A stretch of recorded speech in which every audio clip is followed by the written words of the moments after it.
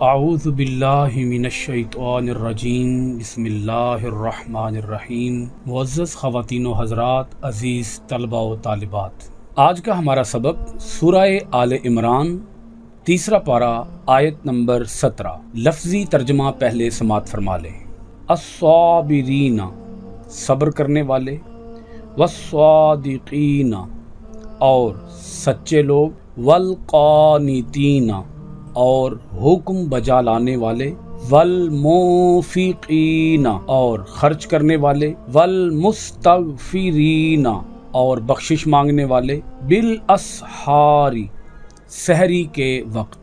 اس آیت مبارکہ کا تعلق سورہ آل عمران کی آیت نمبر 15 کے ساتھ ہے۔ جیسا کہ آپ کے علم میں ہے، پچھلی کلاس میں ہم یہ بات پڑھ کر آئے ہیں کہ 6 چیزوں کی محبت ہر انسان کے اندر رکھ دی گئی ہے۔ اب یہ امتحان ہے کہ وہ کون سا انسان ہوگا جو اپنے اندر ان 6 چیزوں کی محبت کو ختم کر کے یا کم کر کے اپنے دل کے اندر ان 3 چیزوں کی محبت کو اجاگر کرے گا جن کا ذکر اللہ پاک نے سورہ آل عمران کی آیت نمبر 15 کے اندر فرمایا۔ 6 چیزیں جیسا کہ آپ پچھلی کلاس کے اندر پڑھ آئے ہیں: عورتوں کی خواہش، بیٹوں کی خواہش، جمع کیے ہوئے سونے اور چاندی کے خزانوں کی خواہش، نشان زدہ گھوڑوں کی خواہش، جانوروں کی خواہش، اور اسی طرح کھیتی کی خواہش۔ ان 6 چیزوں کی محبت کو کم کر کے اپنے اندر ان 3 چیزوں کی محبت کو قائم کرے، راسخ کرے۔ نمبر 1، ایسے باغات جن کے نیچے نہریں رواں دواں ہوں۔ نمبر 2، پاکیزہ بیویاں۔ اور نمبر 3، اللہ کی رضا اور خوشنودی۔ اللہ رب العالمین نے ان 3 چیزوں کا اعلان کیا، کن کے لیے؟ متقین کے لیے۔ پھر اللہ پاک متقین کی صفات کو بیان فرماتا ہے سورہ آل عمران کی آیت نمبر 16 کے اندر: اے ہمارے رب، ہم ایمان لائے، ہمارے گناہوں کو بخش دے اور ہمیں دوزخ کے عذاب سے بچا لے۔ اب یہ اسی مضمون کا تسلسل چلا آ رہا ہے۔ اللہ پاک بتا رہا ہے کہ وہ کون لوگ ہیں جو متقین ہوتے ہیں۔ متقین کی اللہ پاک نے 5 علامات بیان فرما دی۔ فرمایا: نمبر 1، صبر، نمبر 2، صدق، نمبر 3، قنوت، نمبر 4، انفاق، اور نمبر 5، استغفار، اور وہ استغفار جو سحری کے وقت ہو۔ یہ 5 علامتیں جس انسان کے اندر موجود ہوں گی اس کا شمار اہل تقوی میں ہوگا۔ صبر کے 3 درجے ہیں۔ نمبر 1، صبر علی الطاعت، یعنی اللہ کی اطاعت پر صبر کرنا۔ صبر کا دوسرا درجہ صبر علی المعصیت، اپنے آپ کو گناہ سے روکنا۔ نمبر 3، صبر علی المصیبت، مصیبت پر اپنے آپ کو بے قابو نہ کر دینا بلکہ اپنے آپ کو قابو میں رکھنا۔ صدق، صدق کا معنی ہے سچائی، اور یہاں صدق کا آپ ایک معنی مراد لے لیں، ویسے تو صدق کے بھی کئی درجے ہیں۔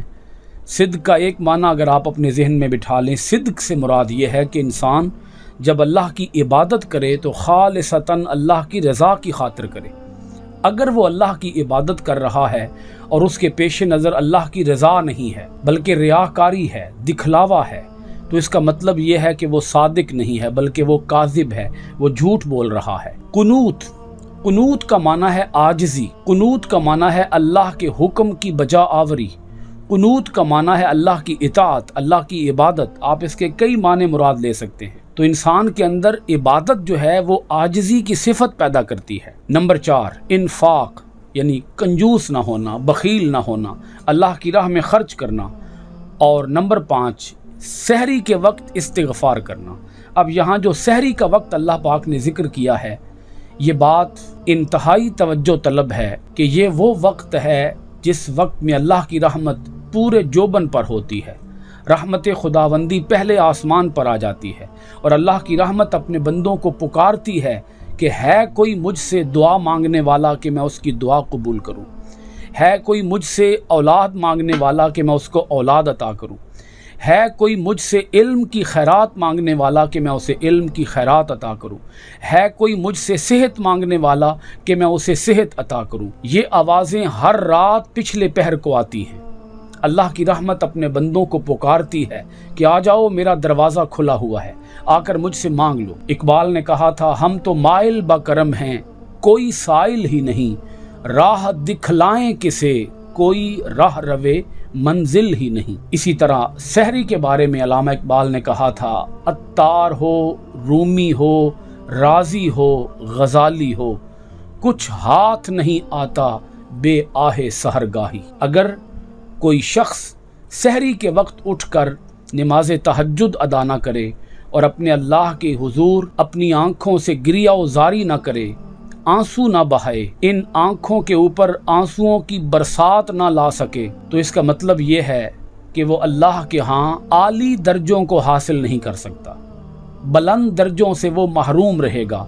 जो सहरी के वक्त उठकर अल्लाह के हुजूर फरियाद नहीं करेगा, अल्लाह के हुजूर दुआएं नहीं करेगा, तो ये वक्त बड़ा मकबूल है। अपने गुनाहों की मुआफ़ी मांगने के लिए सबसे जो मकबूल तरीन वक्त है वो सहरी का वक्त है। सूरह आले इमरान की आयत नंबर 18 के अंदर अल्लाह पाक ने इरशाद फरमाया, शाहिदा गवाही दी, अल्लाहु अल्लाह ने, अन्नहु बेशक वो, ला नहीं इलाहा कोई माबूद, इल्ला सिवाए हुआ उसके, वल मलाइकतु और यही गवाही फरिश्तों ने भी दी, व उलुल इल्मी और यही गवाही अहले इल्म ने भी दी, काइमन और सब ने ये गवाही दी कि वो कायम फरमाने वाला है, बिल क़िस्ती इंसाफ को, ला नहीं इलाहा माबूद इल्ला सिवाए हुआ उसके, अल अजीज इज्जत वाला, अल हकीम हिकमत वाला। बड़ी ख़ास आयत मुबारका है ये। इस आयत मुबारका के अंदर अल्लाह पाक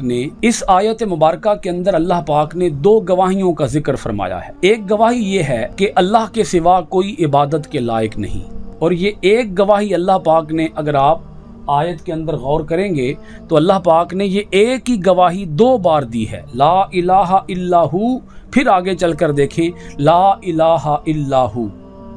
एक ही जुमला अल्लाह पाक ने दो बार इरशाद फरमाया। इलाह का जो माना है वो सिर्फ हमें माबूद नहीं करना चाहिए, इलाह का माना हाकिम भी है, हाकिम हकीकी, बादशाह मुतलक, हुक्मरान मुतलक, वो अल्लाह रब्बुल आलमीन की ज़ात ग्रामी है। आयत मुबारका इस एतबार से बहुत दिलचस्प है कि ये गवाही अल्लाह पाक ने खुद भी दी है कि मैं अकेला हूँ, मेरे सिवा कोई माबूद भी नहीं और मेरे सिवा कोई हाकिम भी नहीं। अच्छा, ये गवाही अल्लाह ने भी दी, ये गवाही फरिश्तों ने भी दी और ये गवाही अहले इल्म ने भी दी। अब ये जो लफ्ज़ है काइमम बिल क़िस्ती, आप इस पर ज़रा ख़ास तवज्जो फरमाएं। इसके दो माने बन रहे हैं। एक इसका माना ये बन रहा है काइमम बिल क़िस्ती, एक इसका माना ये बन रहा है कि अल्लाह, मलाइका और अहले इल्म जब उन्होंने ये गवाही दी तो उन्होंने ये गवाही इंसाफ को कायम रख कर दी, इंसाफ पर कायम रहते हुए गवाही दी। जब गवाहान गवाही देते हैं तो वो पहले इस बात का इकरार करते हैं कि हम ये गवाही अदल पर मबनी देंगे, झूठ से काम नहीं लेंगे, जो बोलेंगे सच बोलेंगे, सच के सिवा हम अपनी जुबान से कोई लफ्ज अदा नहीं करेंगे। वो अपने मोतबर होने की, अपने आदिल होने की, अपने सादिक होने की पहले जमानत देते हैं, इस बात का इकरार करते हैं, इस बात का इंदिया देते हैं कि हमारा एक एक लफ्ज इंसाफ पर मबनी होगा, हम ये गवाही देकर किसी पर जुल्म नहीं करेंगे, बल्कि हम अदल और इंसाफ के दामन को मजबूती से पकड़ते हुए गवाही देंगे। एक इसका माना ये बनेगा। दूसरा इसका माना ये बनेगा काइमम बिल क़िस्ती का, कि अल्लाह, मलाइका और अहले इल्म ने दो गवाहियां दी हैं। एक गवाही ये दी कि अल्लाह के सिवा कोई इबादत के लायक नहीं, कोई अल्लाह के सिवा कोई हाकिम हकीकी नहीं, एक गवाही ये दी, और ये गवाही दो बार दी। और फिर उन्होंने एक और गवाही ये दी, इसी के साथ मुत्तसिल एक और गवाही ये दी कि अल्लाह इंसाफ को कायम फरमाने वाला है, अल्लाह माबूद है, सिर्फ अल्लाह माबूद है और अल्लाह इंसाफ को कायम फरमाने वाला है। अब अगर आप गौर फरमाएं, अल्लाह ताला बिला शक व शुबा इंसाफ को कायम करता है, उसकी पूरी कायनात के अंदर भी हमें इंसाफ दिखाई देता है। मिसाल के तौर पर सूरज जब अपनी किरणें बखेरता है तो वो जिस तरह रोशनी किसी अमीर के महल के अंदर पहुंचाता है, इसी तरह वो रोशनी एक गरीब के झोंपड़े के अंदर भी पहुंचाता है। जब चांद की चांदनी अपने पूरे जोबन पर होती है तो चांद की चांदनी हर एक पर बराबर पहुंच रही होती है, ایسا نہیں ہوتا کہ امیر کے گھر میں تو چاند کی روشنی جائے گی لیکن غریب کے گھر میں چاند کی روشنی نہیں جائے گی۔ یہ ہے اس کا عدل، یہ ہے اس کا انصاف۔ اسی طرح زمین ہے، زمین کا کام ہے غلہ اگانا۔ اللہ پاک اپنے بندوں سے فرماتا ہے کہ تم جس طرح کا بیج اگاؤ گے اسی طرح کا تمہیں پھل ملے گا۔ اچھا بیج کاشت کرو گے تمہیں اچھی فصل ملے گی، برا بیج کاشت کرو گے تمہیں بری فصل ملے گی۔ زمین انکار نہیں کرتی۔ اللہ پاک نے زمین کی فطرت میں یہ بات رکھ دی، زمین کا کام ہے گندم کو اگانا، زمین کا کام ہے چاول کو اگانا، زمین کا کام ہے پھل کو، سبزیوں کو اور دیگر اجناس کو اگانا۔ وہ جو بھی اگائے گا اسے پھل مل جائے گا۔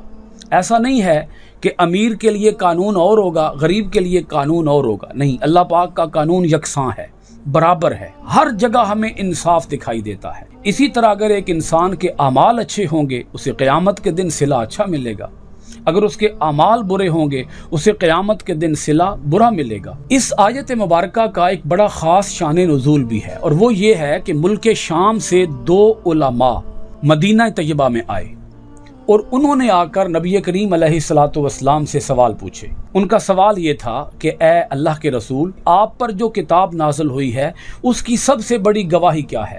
اب وہ دونوں علماء جو تھے وہ اہل کتاب تھے، ان کا تعلق یہود سے تھا۔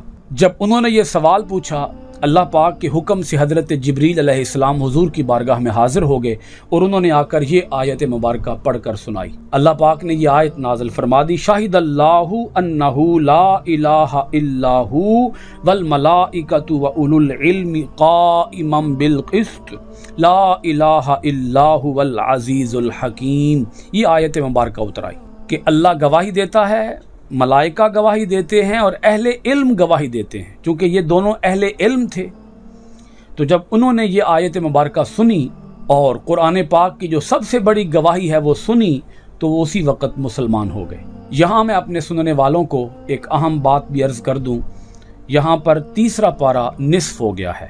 آج کی گفتگو کا اختتام سورہ آل عمران کی آیت نمبر 18 کے ساتھ کرتے ہیں۔ انشاءاللہ العزیز آئندہ ڈیلی قرآن کلاس میں ہم آپ کے پاس حاضر ہوں گے سورہ آل عمران کی آیت نمبر 19 کے ساتھ۔ اللہ تعالیٰ اپنے کلام کے اندر ہم سب کو غور و فکر کرنے، ترجمے کے ساتھ، معنی کے ساتھ، تشریح کے ساتھ پڑھنے اور اس پر عمل پیرا ہونے اور اس کے پیغام کو دنیا بھر کے اندر عام کرنے کی توفیقات خیر عطا فرمائے۔ آپ سب حضرات کا بہت بہت شکریہ۔ السلام علیکم ورحمۃ اللہ وبرکاتہ، وفی امان اللہ۔